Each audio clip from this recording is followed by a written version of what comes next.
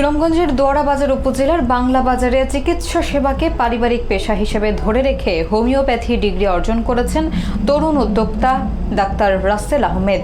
তিনি উপজেলার বাংলা বাজারের মেসার্স ডাক্তার রুহুল আমিন ফার্মেসির পরিচালক হিসেবে দায়িত্ব পালন করছেন। পারিবারিক ঐতিহ্য এবং দীর্ঘ সংগ্রামের ধারাবাহিকতায় তিনি চিকিৎসা সেবায় নিজেকে প্রতিষ্ঠিত করার প্রত্যয় ব্যক্ত করেছেন। আবু বক্করের প্রতিবেদনে দেখুন বিস্তারিত।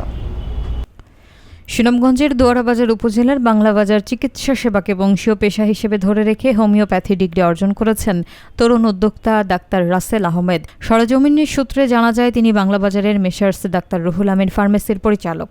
তার পিতা মরহুম রুহুল আমিন ছিলেন একজন পেশাদার হোমিওপ্যাথি এবং পল্লী চিকিৎসক। এছাড়া তার দাদা ডাক্তার অহেদ আলীর নামে এলাকায় একটি হোমিওপ্যাথি ফার্মেসি পরিচালিত হতো। স্বাধীনতা যুদ্ধের পর থেকে বাংলা বাজার এলাকার সুরমার উত্তর পাড়ের একজন পরিচিত এবং সুনামধন্য হোমিওপ্যাথি চিকিৎসক হিসেবে মানুষের সেবায় তিনি বিশেষ অবদান রেখে গেছেন। এই পারিবারিক ধারাবাহিকতায় শৈশবকাল থেকেই পিতার সঙ্গে পড়ালেখার পাশাপাশি চিকিৎসা সেবায় যুক্ত ছিলেন ডাক্তার রাসেল আহমেদ।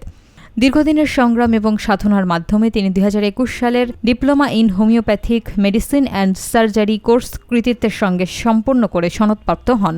তিনি একজন বিশিষ্ট ওষুধ ব্যবসায়ী হিসেবে পরিচিত এবং ব্র্যাক বাংলাবাজার এজেন্ট ব্যাংকিং আউটলেটের এজেন্ট হিসেবে দায়িত্ব পালন করছেন। তার সহধর্মিণী কুয়েতের সরকারি আদান হাসপাতালে সিনিয়র স্টাফ নার্স হিসেবে কর্মরত রয়েছেন। তিনি হতদরিদ্র এবং অসহায় মানুষের জন্য বিনামূল্যে চিকিৎসা সেবা দেওয়ার উদ্যোগ নিয়েছেন। সঠিক ও নির্ভুল চিকিৎসা প্রদানের মাধ্যমে নিজেকে মানুষের সেবায় নিবেদিত রাখতে তিনি উপজেলাবাসীর দোয়া ও ভালোবাসার প্রত্যাশা করেছেন। আসসালামু আলাইকুম। রাসেল আহমদ,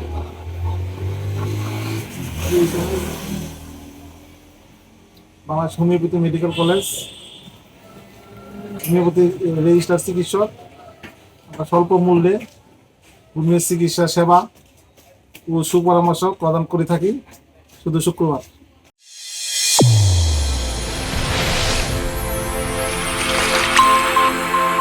চ্যানেল A1 হৃদয়ের স্পন্দন।